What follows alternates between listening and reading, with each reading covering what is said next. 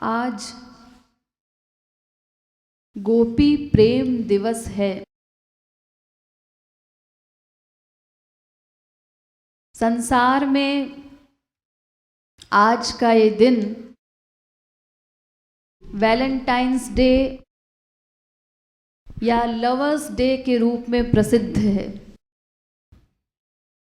वैसे तो ये क्रिश्चियंस का प्रमुख त्योहार है, लेकिन आजकल तो हर धर्म के लोग हर प्रकार का त्योहार मनाते हैं। इसीलिए सारे संसार में ही ये पर्व मनाया जाता है। आज के दिन प्रेमी लोग एक दूसरे से अपने प्रेम का इजहार करते हैं। श्री महाराज जी ने इस दिन का नामकरण गोपी प्रेम दिवस किया है। आप लोग तो जानते ही हैं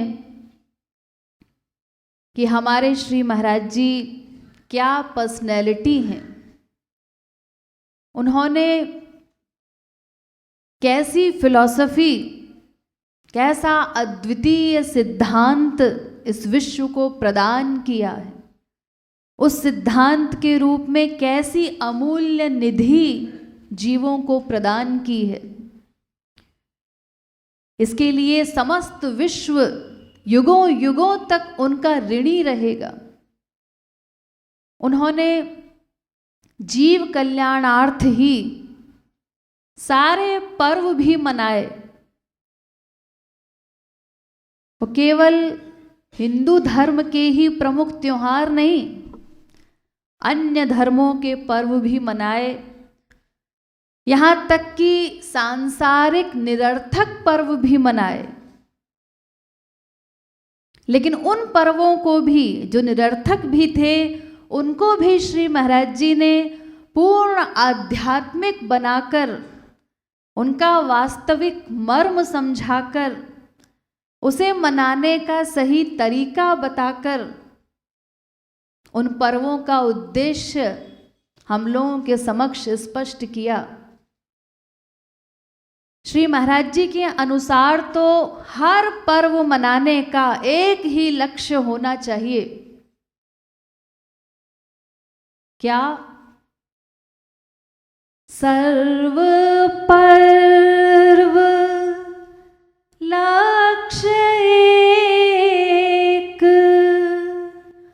गोविंद राधे, जग से हटा के मन हरि में लगा दे। समस्त शास्त्रों वेदों का सार केवल यही है। मनुष्य जीवन का वास्तविक उद्देश्य यही है। इसी में मनुष्य जीवन की सार्थकता है कि हम संसार से मन को हटाकर भगवान में लगाएं। हमारा एक एक क्षण ईश्वर की भक्ति में व्यतीत हो। श्री महाराज जी जैसा कृपावतार कोई और नहीं हो सकता। उनका ये अवतार न भूतो न भविष्यति है, यानी ऐसा अवतार न इससे पहले कभी हुआ और न इससे आगे हो सकता है। उन्होंने अपना रोम रोम हम जैसे अधम निकृष्ट जीवों की सेवा में समर्पित कर दिया। हम जैसे कृतघ्न जीवों को रिझाने के लिए, उन्हें बरबस भगवत पथ पर चलाने के लिए उन्होंने अपना सर्वस्व लुटा दिया। जगत कल्याण के लिए ही उन्होंने विभिन्न प्रकार की लीलाएं की, और उन्हीं लीलाओं में से एक लीला यह भी है कि लवर्स डे जैसे निरर्थक पर्वों को भी उन्होंने पूरे हर्षोल्लास के साथ मनाया, उनका वास्तविक मर्म समझाया, उसे एक सार्थक नाम प्रदान किया और अनेक प्रकार के त्योहारों के माध्यम से अपने विभिन्न दिव्य स्वरूपों के दर्शन कराकर हमें कृतार्थ भी किया। तो इस पर्व को मैं निरर्थक क्यों बोल रही हूँ, ये निरर्थक क्यों है, और श्री महाराज जी ने गोपी प्रेम दिवस नाम प्रदान करके इसे कैसे सार्थक बनाया है, इसी को संक्षेप में समझ लीजिए। ये लवर्स डे निरर्थक इसीलिए है क्योंकि संसार में कोई भी जीव किसी से वास्तविक प्रेम कर ही नहीं सकता। क्यों नहीं कर सकता? अरे जब प्रेम शब्द का अर्थ ही लोग नहीं जानते संसार में, तो वो किसी से प्रेम करेंगे क्या? इन्हें गिने जीव ही हैं विश्व में जो इस प्रेम के वास्तविक स्वरूप को समझते हैं। प्रेम के विषय में भी संक्षेप में समझ लीजिए। इस प्रेम में 3 पर्सनैलिटीज होती हैं। एक प्रेमी यानी प्रेम करने वाला, जो किसी से प्रेम करता है, और एक होता है प्रेमास्पद, जिसके पास प्रेम है या जिससे प्रेम किया जाए वो प्रेमास्पद कहलाता है। और तीसरा होता है प्रेम। प्रेमी और प्रेमास्पद को मिलाने वाला तत्व है प्रेम। तो जैसे ज्ञान में 3 चीजें होती हैं, ज्ञाता, ज्ञेय और ज्ञान, ऐसे ही प्रेम में ये 3 चीजें होती हैं, प्रेमी, प्रेमास्पद और प्रेम। ये प्रेम 2 प्रकार का होता है। एक प्रेम सांसारिक कहलाता है, संसारी प्रेम। इसका स्वरूप क्या है? ये प्रेम मिथ्या है, गलत है, धोखा है। क्योंकि अभी मैंने आपको बताया संसार में कोई किसी से प्रेम कर ही नहीं सकता। संसार में प्रेम का अर्थ है मन की आसक्ति, हमारे मन का अटैचमेंट। और इस प्रेम का परिणाम क्या है? सांसारिक प्रेम का परिणाम होता है दुख, अशांति, अतृप्ति, अपूर्णता और 84 लाख का बंधन। ये 84 लाख योनियों में जो आज तक हम भ्रमण कर रहे हैं, अनेक प्रकार के दुख भोग रहे हैं, उसका कारण ये सांसारिक प्रेम ही है, अर्थात संसार में मन की आसक्ति। और दूसरा होता है ईश्वरीय प्रेम। ये कैसा होता है? दिव्य, अलौकिक, चिन्मय, निर्गुण, विशुद्ध आध्यात्मिक प्रेम। तो ये जो ईश्वरीय प्रेम है, ये कोई करने वाली चीज नहीं है जिसे हम कर सके। संसार में तो मन की आसक्ति हम करते हैं स्वयं, लेकिन ईश्वरीय प्रेम करने वाला नहीं होता। ये भगवान की एक दिव्य शक्ति का नाम है, उनकी सर्वांग तरंगतम, सबसे प्राइवेट में प्राइवेट शक्ति का नाम है ये प्रेम। भगवान की वैसे तो अनंत शक्तियां हैं, लेकिन उसमें से 3 शक्तियां उनकी प्रमुख हैं, सबसे प्रमुख। एक सत शक्ति, एक चित शक्ति और एक आनंद शक्ति। तो इन तीनों में भी आनंद शक्ति सबसे प्रमुख है। और उस आनंद शक्ति का भी जो सारभूत तत्व है उसको ह्लादिनी शक्ति कहते हैं। आनंद का भी सार, निचोड़, वो ह्लादिनी शक्ति। इसी ह्लादिनी शक्ति के आधार पर ही भगवान सारे कूड़ा कबाड़ा कार्य करने के पश्चात भी सदा आनंदमय रहते हैं। ये भगवान की पर्सनल पावर है, इसे योग माया शक्ति भी कहते हैं। इसी के आधार पर भगवान इस कूड़ा कबाड़ा जगत का निर्माण करते हैं, इसमें कण कण में व्याप्त होते हैं, हमारे सारे कूड़ा कबाड़ा आइडियाज को नोट करते हैं और उसके बाद भी सदा आनंदमय रहते हैं, मुस्कुराते रहते हैं, कभी अशांत नहीं होते, कभी उनको कोई टेंशन नहीं होती। तो ये भगवान की पर्सनल पावर है, सबसे प्रमुख ह्लादिनी शक्ति। उस ह्लादिनी शक्ति का भी जो सार है, निचोड़ है, उसका नाम है प्रेम। ह्लादिनी शक्तेर परम सार तार प्रेम नाम। तो ये भगवान की सबसे प्रमुख, सबसे अंतरंग शक्ति है, दिव्य ईश्वरीय प्रेम। ये करने वाला नहीं होता, ये तो केवल कृपा से मिलता है। किसी भी मटेरियल साधन से, तपश्चर्या इत्यादि बड़े बड़े साधनों से भी ये प्रेम प्राप्त नहीं हो सकता। तो इस दिव्य ईश्वरीय प्रेम का परिणाम क्या है?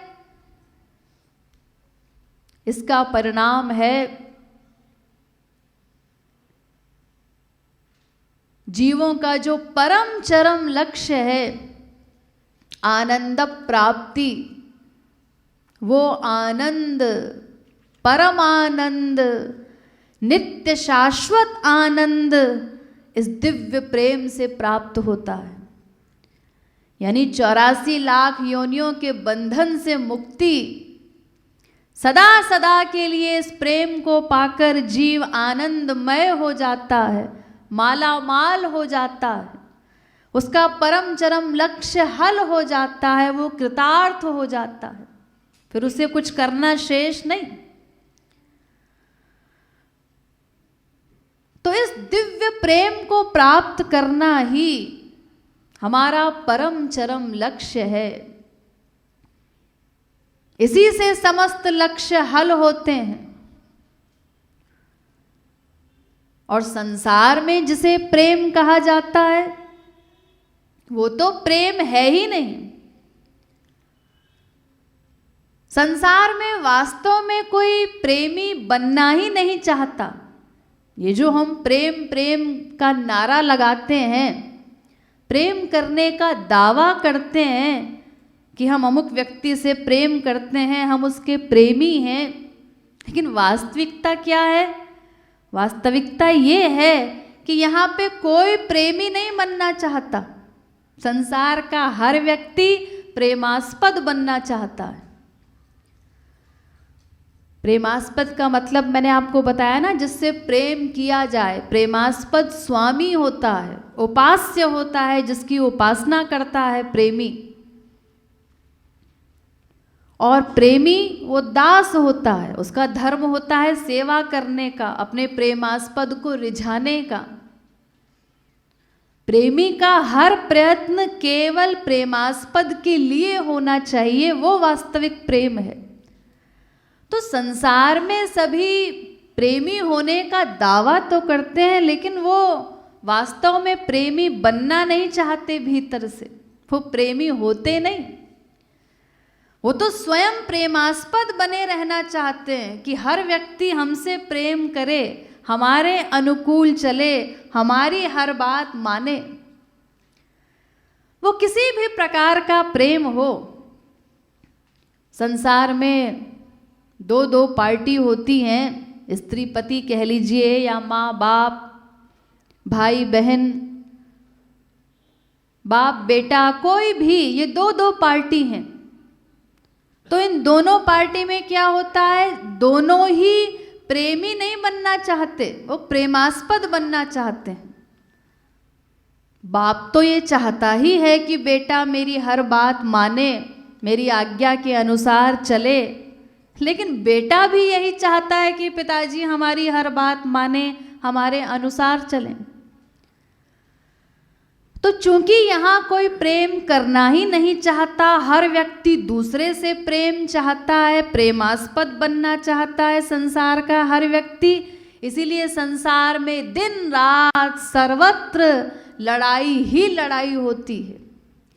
सर्वत्र संसार में ये जो झगड़ा है, हर व्यक्ति एक दूसरे से परेशान है, कुड़ते कुड़ते जीता है जिस किसी प्रकार, वो अशांत है, अतृप्त है, अपूर्ण है, परेशान है। उसका कारण यही है कि हर व्यक्ति यहाँ दूसरे से केवल अपना स्वार्थ साधना चाहता है, अपना स्वार्थ हल करना चाहता है। वो चाहता है बस मैं प्रेमास्पद बना रहूं। दूसरे हर व्यक्ति से वो क्या चाहता है, आनंद, क्योंकि हर व्यक्ति आनंद का भूखा है ना। हम लोग अनादिकाल से आनंद के भिखारी हैं। आनंद हमें कभी मिला नहीं, लेकिन दिन रात सदा सर्वत्र हर व्यक्ति में, हर वस्तु में हम खोज उसी आनंद को रहे हैं।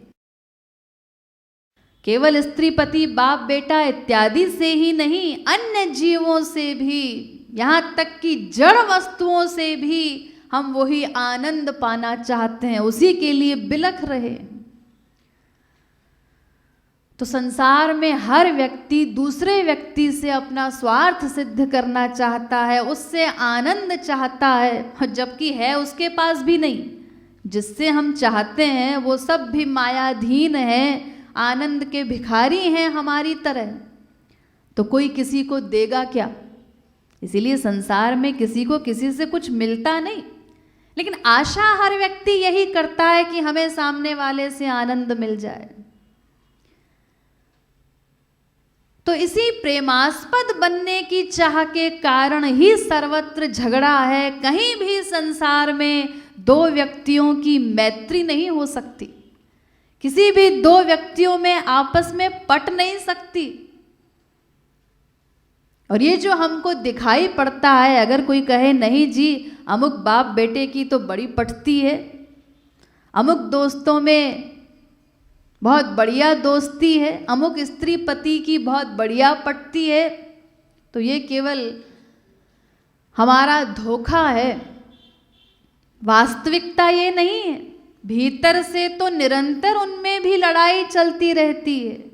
देखने में ऊपर से आपको लगता है कि बड़ी मैत्री है, बड़ी दोस्ती है, बड़ा प्यार करते हैं एक दूसरे से।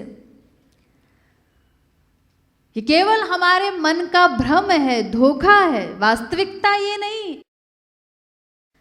भीतर से तो निरंतर लड़ाई चलती रहती है संसार में।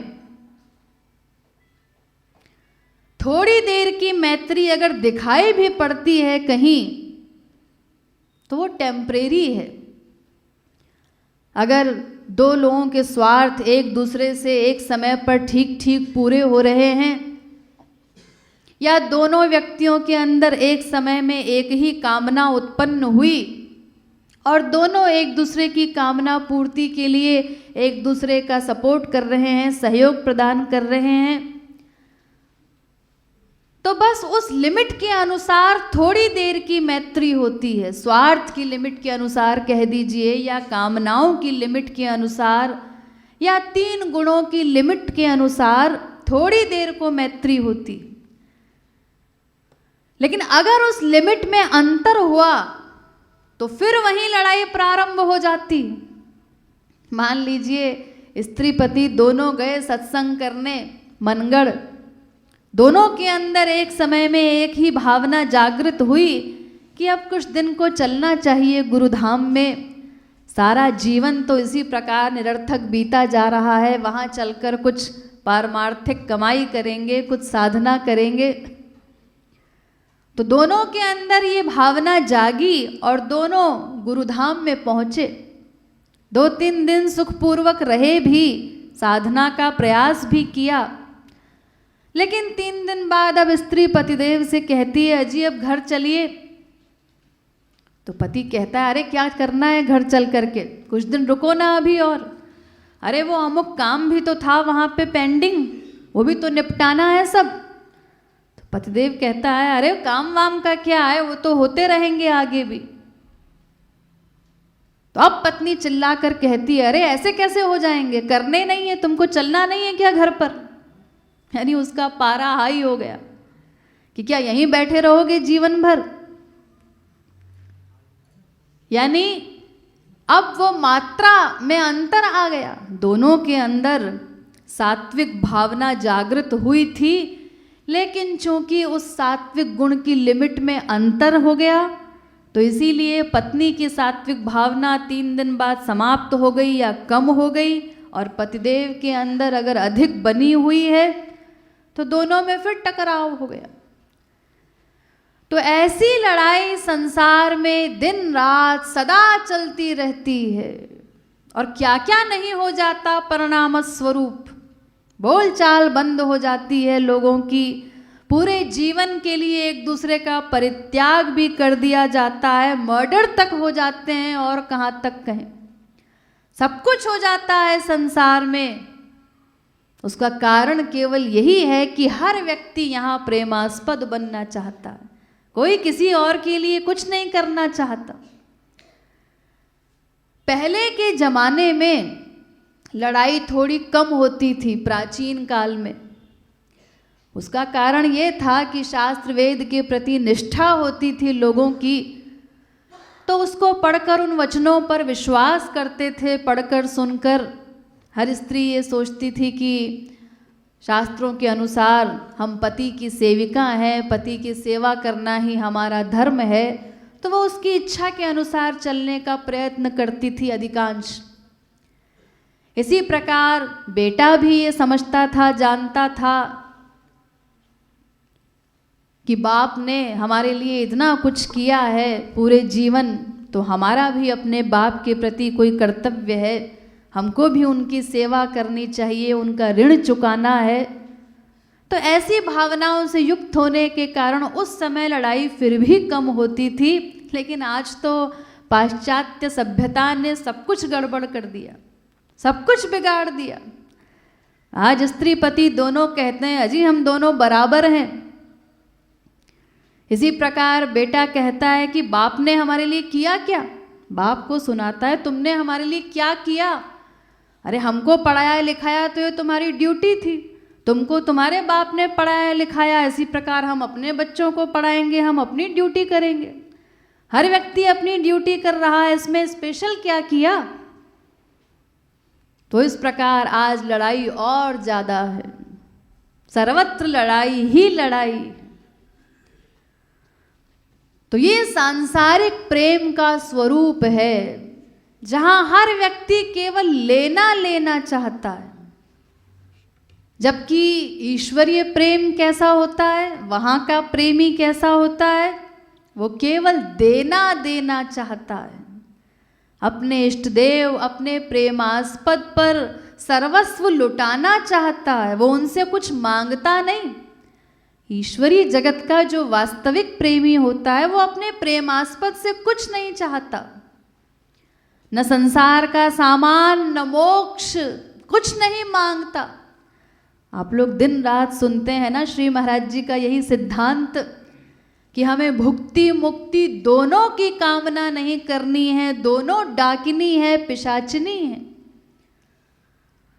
जब तक इनका वास हमारे हृदय में होगा तब तक हम प्रेम के अधिकारी नहीं बन सकते, प्रेम प्राप्त नहीं कर सकते, प्रेमी नहीं बन सकते।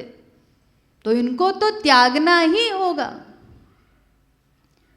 तो ईश्वरीय जगत का प्रेमी केवल देता है, उसकी हर क्रिया हर व्यवहार अपने प्रेमास्पद के सुख के लिए होता है, वो उनसे कुछ नहीं चाहता।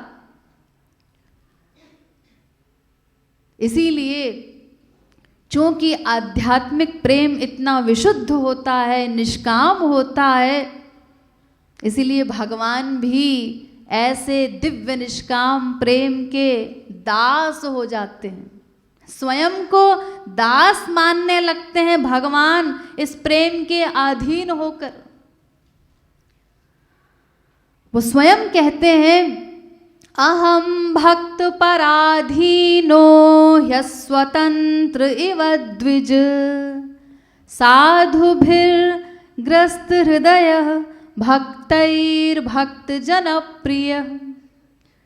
भागवत में स्वयं श्री कृष्ण कहते हैं कि मैं अपने भक्तों के अधीन हूँ। लोग मुझे भले ही परम स्वतंत्र समझते रहें, मेरी परिभाषा करते रहें कि मैं परम स्वतंत्र हूँ, लेकिन वास्तविकता यह है कि मैं अपने भक्तों के अधीन हूँ। अपने भक्तों की दास्ता करते हैं हर प्रकार से, अपनी भगवत्ता को भूल जाते हैं। अरे दास्य भाव में ऐसा हो जाता है, माधुर्य की कहाँ तक कहें। दास्य भाव में आप लोगों ने सुना होगा, रामायण में पढ़ा होगा, प्रभु तरु तर कपिडार पर। भगवान राम वो वृक्ष के नीचे बैठे हैं, जो स्वामी हैं, प्रेमास्पद हैं, उपास्य हैं, और उनके दास हनुमान इत्यादि और भी तमाम बंदर वो सब वृक्ष के ऊपर बैठे हुए थे।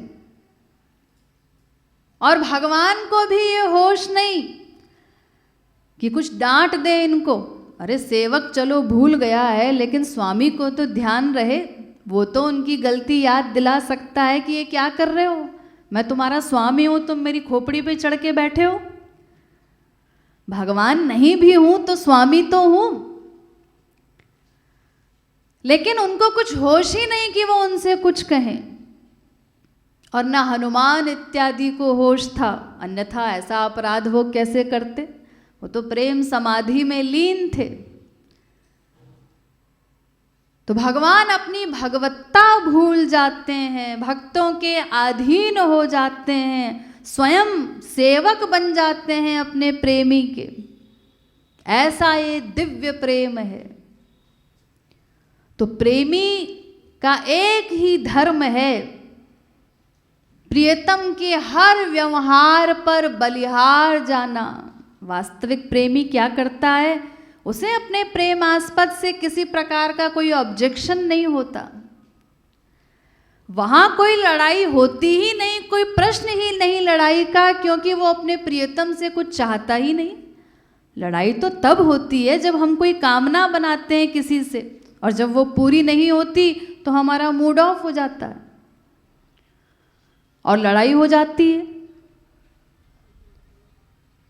लेकिन ईश्वरीय जगत का प्रेमी, वास्तविक प्रेमी, वो तो कुछ चाहता ही नहीं अपने प्रियतम से, इसलिए वहां लड़ाई का प्रश्न ही नहीं। उसका प्रियतम अगर उल्टा व्यवहार भी कर दे, विपरीत व्यवहार भी, तो भी वो मूड ऑफ नहीं करता किसी भी प्रकार के व्यवहार को देखकर। और प्रेम की परिभाषा ही यही है, सर्वथा ध्वंस रहितम सत्यपि ध्वंस कारणे। प्रेम की परिभाषा क्या है, प्रेम नष्ट होने का कारण हो और प्रेम नष्ट न हो, इसको प्रेम कहते हैं। यानी कारण मिल रहा है प्रेमी को प्रेम समाप्त करने का, प्रियतम का क्रोध देख रहा है या उदासीनता देख रहा है या किसी भी प्रकार का अन्य कारण सामने आ गया, उसके बाद भी उसका प्रेम नष्ट न हो। अरे नष्ट की तो बात छोड़ो, कम भी न हो और बढ़ता जाए, उसको वास्तविक प्रेम कहते हैं। ये सर्वोच्च कक्षा का प्रेम है। आप लोग सुनते हैं ना भीष्म पितामह के बारे में, भगवान अत्यंत क्रोध से युक्त होकर महाभारत के युद्ध के दौरान रथ का पहिया लेकर दौड़े भीष्म पितामह को मारने के लिए, लेकिन उनकी इस झांकी पर भी, वो जो इतना भारी पहिया उठा रखा था भगवान ने, और क्रोध में दांत भींचते हुए, आंखें लाल, भौहें तनी हुई, सीना तना हुआ, इस प्रकार बकायदा क्रोध से युक्त होकर भगवान जा रहे थे उन पर प्रहार करने। तो भीष्म पितामह उनकी क्या दशा थी? वो न डरे न घबराए, न उनको कोई क्रोध आया, मुस्कुरा रहे हैं भगवान की ये झांकी देखकर, विभोर होने लगे और भगवान से कहते हैं, आओ प्रभु आओ, तुम्हारे हाथों से मृत्यु प्राप्त हो, ऐसी मृत्यु भला और किसको प्राप्त होगी? ये जीवन तो वैसे ही एक दिन समाप्त होना ही है, और ऐसी क्रोध की झांकी भला किसको देखने को मिलेगी? आपने स्वयं मेरे लिए अपनी प्रतिज्ञा तोड़ दी, कहा था शस्त्र नहीं उठाऊंगा, और मैंने तुमसे शस्त्र उठवा दिया, तुमको हारना पड़ा। तो अपने प्रियतम की इस झांकी पर बलिहार जा रहे हैं, गदगद हो रहे हैं। भगवान की इसी झांकी को उन्होंने अपने हृदय में संजो लिया, और जब शरशैया पर लेटे रहे 6 महीने तक, तो भगवान की इसी झांकी का ध्यान करते रहे। यही प्रेम का परमोज्वल स्वरूप है। गौरांग महाप्रभु ने कहा, आश्लिष्यवा पादरतां पिनष्टुमां मदर्शनान् मर्महतां करोतु वा यथा तथा वा विदधातु लम्पटो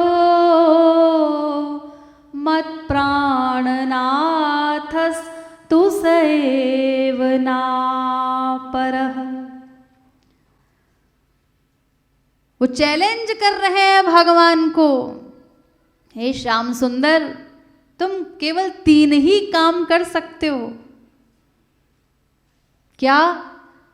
या तो हमें अपना समझकर अपने हृदय से लगा लो, अगर हम पर दया आ जाए कि बहुत दिन से रो रहा है, हमसे प्रेम करता है, तो तुम्हारी इच्छा हो तो आकर हमें अपने हृदय से लगा लो। और अगर ऐसा ना करना चाहो, हम पर किसी बात से क्रोधित हो, तो चाहे आकर अपना चक्र चला दो, चक्र से हमारा सिर धड़ से अलग कर दो। यानी या तो तुम हमसे प्यार कर सकते हो, या क्रोध करना चाहो तो क्रोध कर लो, और तीसरा बस एक और काम होता है, ये दोनों भी ना करना चाहो तो फिर तुम चाहे उदासीन हो जाओ, न्यूट्रल हो जाओ, कि हम तो जानते ही नहीं ये कौन है, हम इतने दिन से रोग आ रहे हैं और वो हमको पहचानने से ही इनकार कर दें। तो या तो तुम ऐसा व्यवहार कर सकते हो कि उदासीन हो जाओ, कि हमें जानते ही नहीं, अपना मुंह मोड़ लो। लेकिन एक बात कान खोलकर सुन लो, तुम्हारे इन तीनों ही व्यवहारों से हमारे प्रेम में कोई कमी नहीं आएगी, उतना ही रहेगा वो, ऐसा भी नहीं, वो निरंतर बढ़ता ही जाएगा। तुम्हें जो पसंद हो, जिससे सुख मिले, वही तुम करो।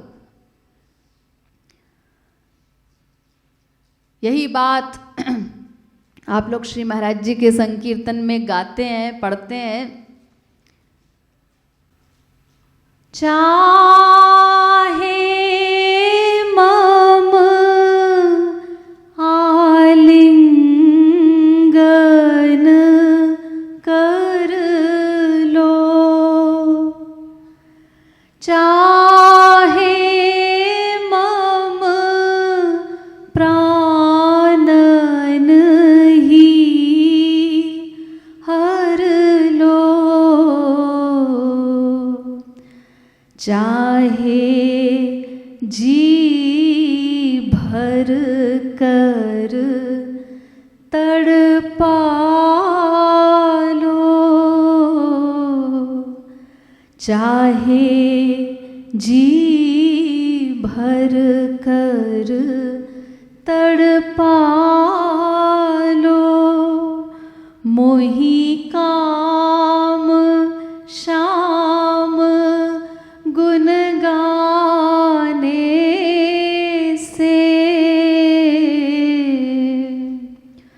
तुम मेरे थे, मेरे हो, मेरे रहोगे,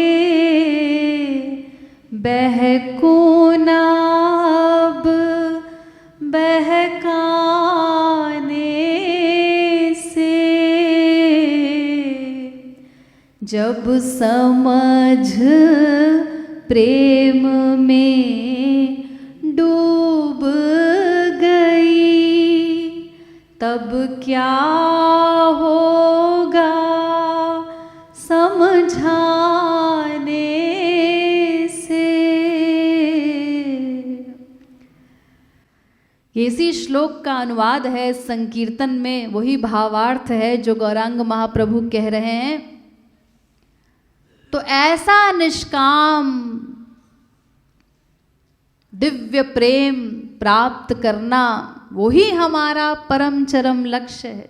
यही प्रेम का वास्तविक स्वरूप है, जो निष्काम हो, अपने प्रेमास्पद के सुख के लिए ही हो।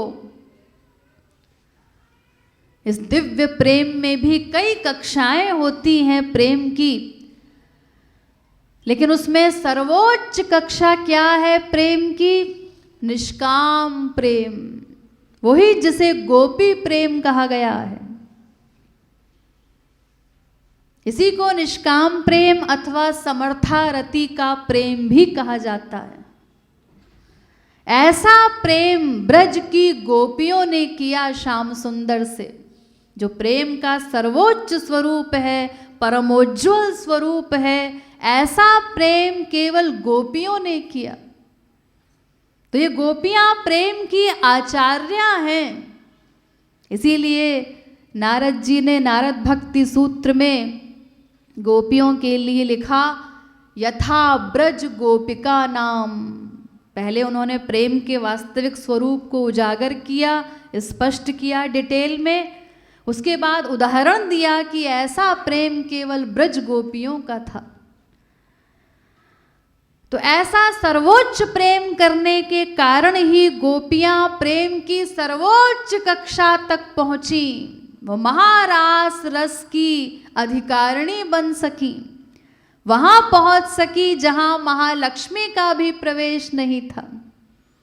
महालक्ष्मी भी वृंदावन में प्रवेश तक नहीं पा सकी। तो अगर हमें भी आध्यात्मिक जगत की सर्वोच्च कक्षा तक पहुंचना है, सर्वोच्च रस हमें प्राप्त करना है, तो उसके लिए यही गोपी प्रेम हमको सीखना होगा। इसी गोपी प्रेम को प्राप्त करना होगा, और उसको प्राप्त करने के लिए निष्काम प्रेम अभी से करना होगा। श्री महाराज जी ने सदैव इसी गोपी प्रेम का पाठ हम लोगों को पढ़ाया है। उनके साहित्य में सर्वत्र, वो चाहे उनके प्रवचन हो अथवा पुस्तकें हो, सर्वत्र उन्होंने इसी प्रेम का संदेश जगत को दिया है कि निष्काम प्रेम करना है, भगवान से कुछ मांगना नहीं है, कुछ चाहना नहीं है। अगर प्रारंभ से ही साधनावस्था में ही हम निष्काम प्रेम करना सीख गए, तो फिर कहीं पर हमारा पतन नहीं होगा। अगर हमने भगवान को चैलेंज कर दिया, तुमसे हमें कुछ नहीं चाहिए, जिसमें तुमको सुख मिले, जिसमें तुम हमारा हित समझो वही करो, तो हमारा प्रेम कभी डाउन नहीं होगा, वो निरंतर बढ़ता जाएगा। हम निरंतर आगे बढ़ते जाएंगे। उनकी किसी भी व्यवहार से हमें कोई आपत्ति नहीं होगी। हम उनके बहिरंग किसी भी व्यवहार से ऑब्जेक्शन नहीं करेंगे। अभी तो हम लोग यही करते हैं ना, क्योंकि बहुत प्रकार की कामनाएं हमारे हृदय में रहती हैं। जब वो नहीं पूरी होती तो हर बात में हम बुद्धि लगाते रहते हैं। अजी हम तो इतनी सेवा करते हैं और गुरुजी ने माला उसको दे दी, हमको नहीं दी। यानी इसका मतलब गुरुजी का प्रेम उससे अधिक है, हमसे वो प्रेम नहीं करते। हम ऐसा अनुमान लगाया करते हैं अपनी इस 2 कौड़ी की बुद्धि से, व्यवहार को देखकर। अरे व्यवहार को देखकर तो संसार में भी हम ठीक ठीक बात पता नहीं लगा सकते किसके मन में क्या है, और यहाँ जहाँ ईश्वरीय जगत की बात है वहाँ हम इस प्रकार की गंदी बातें सोचा करते हैं, जिससे हमारी साधना डाउन होती जाती है।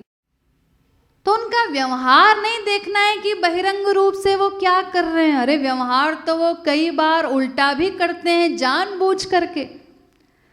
कोई नया नया साधक आया, नया व्यक्ति आया, तो गुरुजी उसको अधिक प्यार देते हैं, उससे अधिक बात करते हैं कि बेचारा अभी नासमझ है, धीरे धीरे चलना तो प्रारंभ करे, इसका कुछ प्यार बढ़े तो धीरे धीरे फिर आगे समझने लगेगा। और जो साधक थोड़ा परिपक्व हो चुका है, थोड़ा पुराना हो गया, सिद्धांत ठीक से समझता है, तो उसकी बहिरंग रूप से उपेक्षा भी कर देते हैं, उसकी परीक्षा भी लेते हैं। तो व्यवहार तो जानबूझकर वो कई प्रकार का करते हैं, विपरीत भी करते हैं, करेंगे, लेकिन हमको तो एक ही सिद्धांत को समझे रहना है, अपना भीतर ठीक करना है कि हम अगर ठीक हैं तो वहाँ से तो सब ठीक है ही, क्योंकि वो तो सर्वांतर्यामी है, सर्वज्ञ है। यही सिद्धांत हमें सबसे पहले समझना है। ये यथा माम प्रपद्यन्ते तांस तथैव भजाम्यहम्। गीता का एटॉमिक वाक्य है ये। श्री कृष्ण कहते हैं जो जीव जिस भाव से मुझसे जितना प्रेम करता है, मैं भी उस जीव से उसी भाव से उतना ही प्रेम करता हूँ। तो इस पर हमें विश्वास तो करना होगा, उनके वाक्यों पर, फिर हमारा प्रेम डाउन नहीं होगा। हमें कितना प्यार उनसे लेना है, कितना प्यार चाहिए, बस वो हम सोचें। हम कम करेंगे तो वहाँ से भी कम कृपा होगी। जितनी हमारी शरणागति होगी उसी के अनुपात में कृपा होती है। हमारा प्रेम अधिक तो कृपा भी अधिक प्राप्त होगी, शरणागति अधिक है तो। और हम लोग अपना सांसारिक पैमाना लेकर चलते हैं, बहिरंग व्यवहार से महापुरुषों को नापते हैं। भगवान के अवतार काल में भी हम थे, वहाँ भी सदैव हमने यही किया, इसलिए हम वहाँ शरणागत नहीं हो सके। ठीक ठीक शरणागति हम किसी जन्म में कर ही नहीं सके। तो इसीलिए इसी सिद्धांत को हमें समझना होगा भली भांति, तो हमारा प्रेम निरंतर बढ़ता जाएगा, फिर पतन नहीं होगा, क्योंकि अपनी कामनाओं का त्याग कर दिया हमने। तो ऐसा जो दिव्य निष्काम प्रेम है, गोपी प्रेम, वो मिलता कैसे है? केवल गुरु की अनुकंपा से। किसी गोपी प्रेम प्राप्त महापुरुष की कृपा से ही ऐसा दिव्य प्रेम प्राप्त हो सकता है। महापुरुषों में भी कोई ज्ञानी महापुरुष नहीं, अगर कोई ज्ञानी महापुरुष है तो वो गोपी प्रेम नहीं दे सकता। या कोई प्रेमी भी है, रसिक संत है, लेकिन गोपी प्रेम तक वो नहीं पहुंचा है, दास्य भाव का है, अन्य किसी भाव का महापुरुष है, वो भी हमको गोपी प्रेम नहीं दिला सकता। ये प्रेम केवल उसी महापुरुष से प्राप्त होगा जिसको स्वयं गोपी प्रेम प्राप्त हो चुका हो। तो उस प्रेम को प्राप्त करने के लिए ऐसे महापुरुषों की शरण में जाना पड़ता है। तो हम लोगों के सौभाग्य की सराहना कौन कर सकता है, जिनको स्वयं राधा रानी ही, जो स्वयं महाराज की अधिष्ठात्री हैं, वे ही गुरु रूप में प्राप्त हो गई हैं। तो ऐसे सद्गुरु को पाकर भला हम क्या प्राप्त नहीं कर सकते। हम भी उस रस के अधिकारी बन सकते हैं, महारास रस के। हम भी उस सर्वोच्च कक्षा तक पहुंच सकते हैं आध्यात्मिक जगत की, जहां महालक्ष्मी भी नहीं पहुंच सकी, जहां गोपियां पहुंची। अगर प्रारंभ से ही हम अपने लक्ष्य को ठीक ठीक लेकर के चलें, श्री महाराज जी की फिलॉसफी को ठीक ठीक समझें कि किस प्रकार हमें कामना रहित होकर हरि गुरु से प्रेम करना है, और इसके लिए हमें प्रेम के इस रहस्य को भी समझना होगा ठीक ठीक। उन्होंने जो स्पष्ट किया है कि संसार में जो प्रेम दिखाई पड़ता है वो तो केवल मन की आसक्ति है, वो भी स्वार्थ युक्त आसक्ति जो हर प्रकार से निंदनीय है, त्याज्य है। वहां कोई किसी से प्रेम नहीं कर सकता क्योंकि किसी के पास संसार में प्रेम है ही नहीं। तो प्रेमास्पद यानी जिसके पास प्रेम हो ऐसे तो केवल हरि गुरु ही होते हैं। यही प्रेम के धनी हैं जिनके पास प्रेम है, ये प्रेम के खजांची हैं। इनकी शरणागति करने पर हम भी उस दिव्य प्रेम के अधिकारी बन सकते हैं। तो उस प्रेम को प्राप्त करने के लिए हमें इस प्रेम के स्वरूप को ठीक ठीक समझ करके केवल हरि गुरु से प्रेम करना होगा। संसार से मन को हटा करके 100% श्री महाराज जी के आदेशों के अनुसार चलना होगा। उसी प्रकार का निष्काम प्रेम करना सीखना होगा, उनकी शरणागति करनी होगी। तब धीरे धीरे इस शरणागति से हमारा अंतःकरण शुद्ध होगा। तो हमें अपने सद्गुरुदेव के अथक प्रयत्न को व्यर्थ नहीं जाने देना है। उन्होंने हमें आगे बढ़ाने के लिए क्या नहीं किया, वो तो गोपी प्रेम प्रदान करने के लिए ही यहाँ आए थे। भगवान और महापुरुष ये तो प्रेम लेकर के परखते रहते हैं जीवों को कि कोई सही सही पात्र मिले तो बस उसमें उड़ेल दें, उसे कृतार्थ कर दें, उसे मालामाल कर दें सदा सदा के लिए। लेकिन पात्र तो हमें ही ले जाना होगा और वो पात्र है शुद्ध अंतःकरण।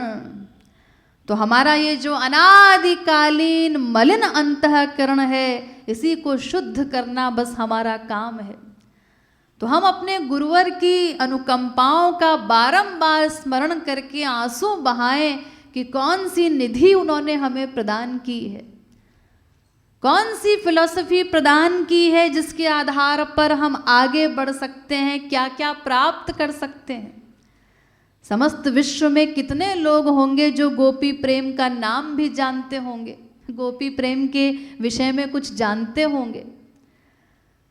सारा संसार आज जहाँ लवर्स डे मनाकर भ्रमित हो रहा है, वहाँ हम श्री महाराज जी की इस अद्वितीय फिलॉसफी का रिवीजन कर रहे हैं। बारंबार हमें इस लक्ष्य का स्मरण कराया जाता है कि प्रेम की किस कक्षा तक हमें पहुँचना है, क्या प्राप्त करना है। तो उन्होंने जो अकारण कृपाएं हम पर की हैं वो व्यर्थ न जाने पाए।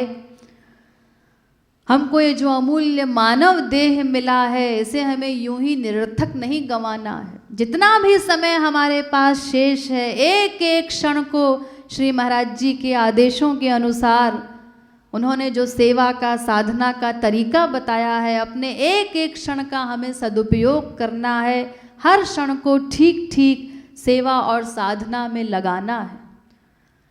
इसी प्रकार सेवा और साधना करते करते धीरे धीरे हमारा अंतःकरण शुद्ध होता जाएगा और जिस दिन हमारा ये अंतःकरण पूर्ण शुद्ध हो जाएगा तब हमें भी श्री महाराज जी की अनुकंपा से वो दिव्य गोपी प्रेम प्राप्त हो सकेगा।